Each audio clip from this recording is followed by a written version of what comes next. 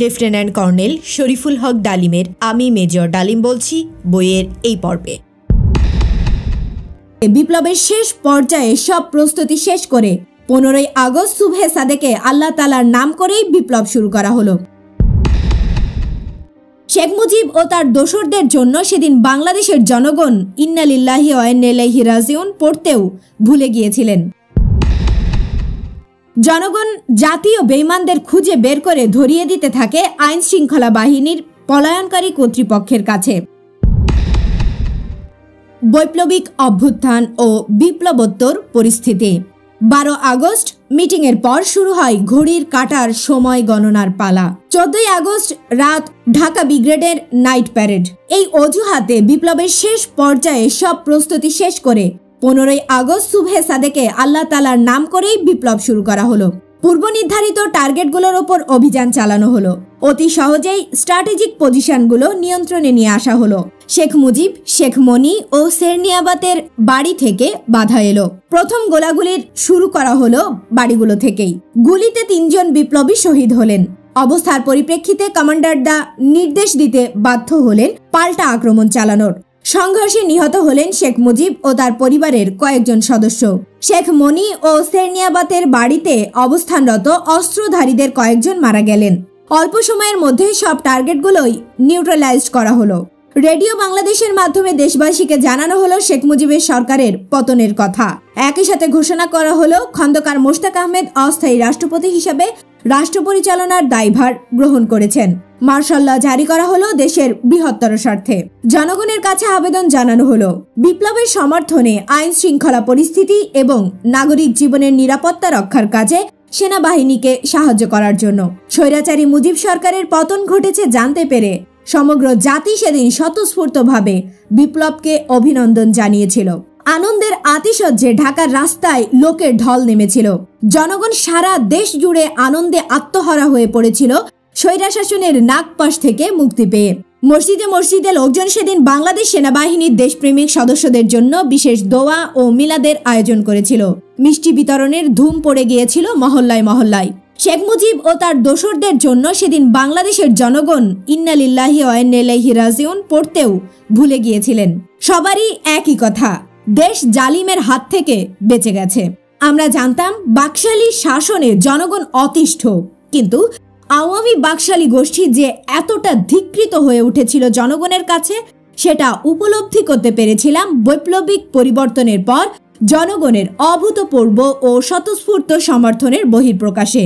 বাংলাদেশের মানুষ জাতির ক্রান্তি লগ্নে অতীতে সব সময় সঠিক রায় দিয়ে এসেছেন, সেটাই তারা আবার আরেকবার প্রমাণ করলেন 15ই আগস্টের বিপ্লবকে সমর্থন জানিয়ে। সমগ্র জাতির প্রতিক্রিয়া ব্যক্তিগতভাবে আমাকে অভিভূত করেছিল। জনগণের দেশপ্রেম দেখে জাতির প্রতি শ্রদ্ধায় মাথা নিচু করেছিলাম। আমি নিজেকে ধন্য মনে করেছিলাম জাতি ও দেশের জন্য কিছু করতে পেরেছিলাম ভেবে। জীবনের ঝুঁকি নিয়ে বৃহৎ স্বার্থে বিপ্লবে ঝাঁপিয়ে পড়ার সার্থকতা সেদিনই পেয়ে গিয়েছিলাম জনগণের দোয়া ও আন্তরিক অভিনন্দনে। জনগণের উপর বিশ্বাস ও প্রত্যয় বেড়ে গিয়েছিল। বুঝে নিয়েছিলাম বাংলাদেশের 8 কোটি মুসলমানকে দাবায় রাখতে পারবে না কোনো অপশক্তিই।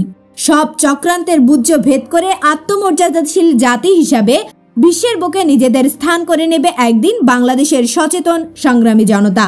জনগণের স্বতঃস্ফূর্ত সমর্থনের জোরে সম্পূর্ণভাবে অকেজো হয়ে পড়ল রুশ ভারত চক্র।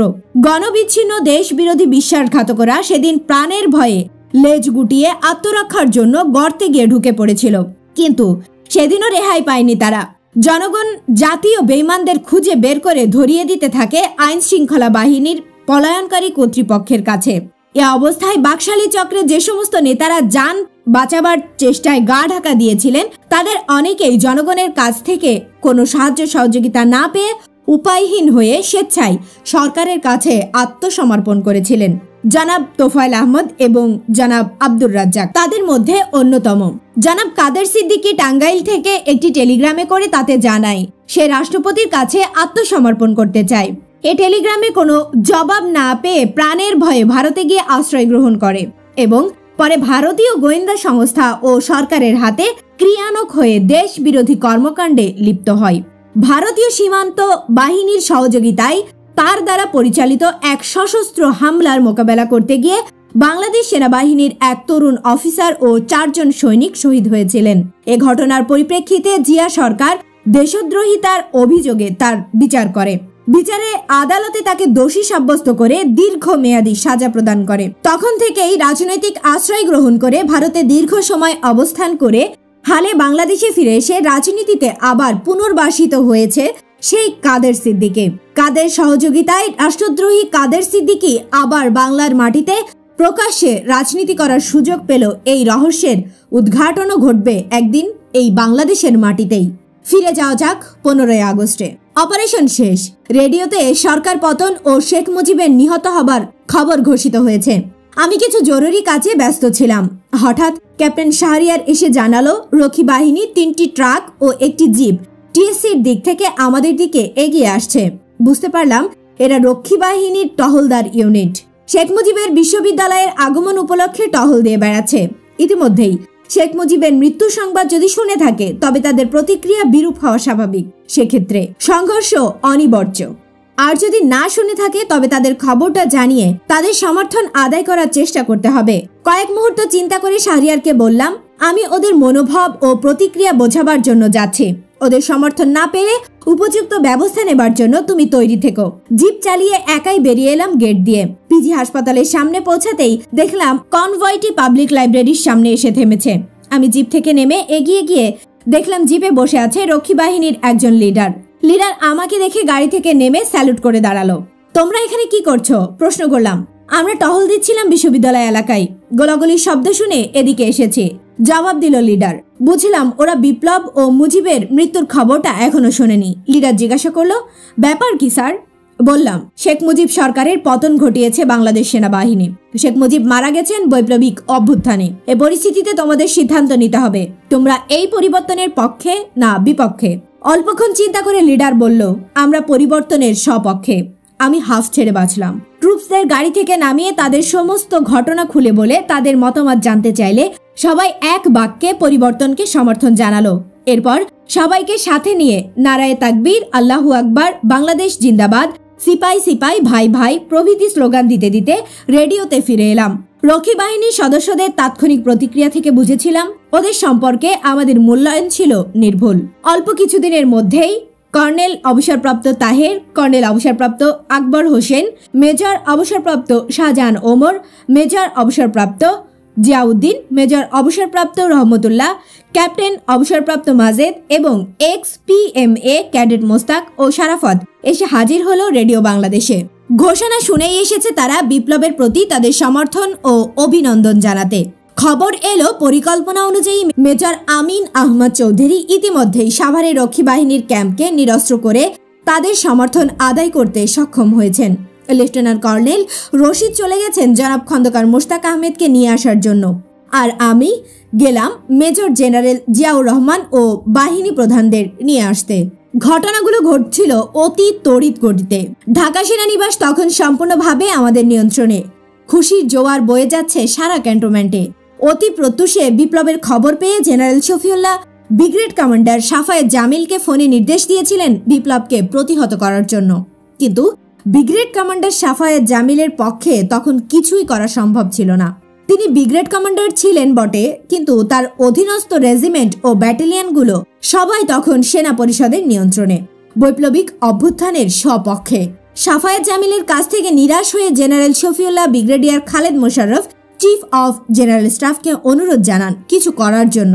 ব্রিগেডিয়ার খালেদ জবাবে তাকে জানান, Bangabandhu is dead, the army has revolt and whole army has celebrated. এ পরিস্থিতিতে কারো কিছু করার নেই বলে তিনি অভিমত প্রকাশ করেন। ঘণ্টাখানেকের মধ্যেই আমি, জেনারেল শফিউল্লাহ, জেনারেল জিয়াউর রহমান, বিমান বাহিনী প্রধান এয়ার ভাইস মার্শাল খন্দকার, নৌবাহিনী প্রধান MH খানকে সঙ্গে নিয়ে ফিরে এলাম রেডিও বাংলাদেশে। রশিদ ফিরে এসে জনাব খন্দকার মোশতাক আহমেদকে নিয়ে এলো। আমিন ফিরে এলো তৎকালীন ভারপ্রাপ্ত রক্ষী বাহিনীর প্রধান কর্নেল আবুল হাসানকে সঙ্গে নিয়ে। ব্রিগেডিয়ার প্রধানকেও ডেকে আনা হলো। রাষ্ট্রপতি মোশতাক আহমেদ রেডিওতে জাতির প্রতি তার ঐতিহাসিক ভাষণ দিলেন। প্রতিরক্ষা বাহিনীর প্রধানরা সবাই রাষ্ট্রপ্রধান খন্দকার মোশতাক আহমেদের আনুগত্য প্রকাশ করে বৈপ্লবিক অভ্যুত্থানের সপক্ষে ভাষণ দিলেন রেডিওতে। কয়েক ঘন্টার মধ্যে আওয়ামী বাকশালী নেতারা অনেকেই গ্রেপ্তার হন। ওই দিনই জনাব খন্দকার মোশতাক আহমেদ এক অনাড়ম্বর অনুষ্ঠানের মাধ্যমে আনুষ্ঠানিকভাবে রাষ্ট্রপতি হিসাবে বঙ্গভবনে শপথ গ্রহণ করেন। অস্থায়ী বিচারপতি সৈয়দ এ.বি. মাহবুব হোসেন এই অনুষ্ঠান পরিচালনা করেন। একই দিন উপরাষ্ট্রপতি হিসাবে শপথ গ্রহণ করেন জনাব মাহমুদুল্লাহ। মন্ত্রিপরিষদও গঠিত হয় সেদিন। মন্ত্রিসভার সদস্যবৃন্দ: পূর্ণ মন্ত্রীগণের তালিকা: 1. বিচারপতি আবু সাইদ চৌধুরী, 2. অধ্যাপক Mohammad Yusuf Ali, 3. Phanibhushan Majumdar, 4. Mohammad Sohrab Hossain, 5. Abdul Mannan, 6. Manoranjan Dhar, 7. Abdul Momen, 8. Asaduzzaman Khan, 9. Doctor A.R. Mallick, 10. Doctor Mozaffar Ahmad Chowdhury. প্রতিমন্ত্রীগণের তালিকা: 1. শাহ মোয়াজ্জেম হোসেন, 2. দেওয়ান ফরিদ গাজী, 3. তাহের উদ্দিন ঠাকুর, 4. অধ্যাপক নজরুল ইসলাম, 5. নুরুল ইসলাম মঞ্জুর, 6. A.K.M. ওবায়দুর রহমান, 7. মোসলেম উদ্দিন খান, 8.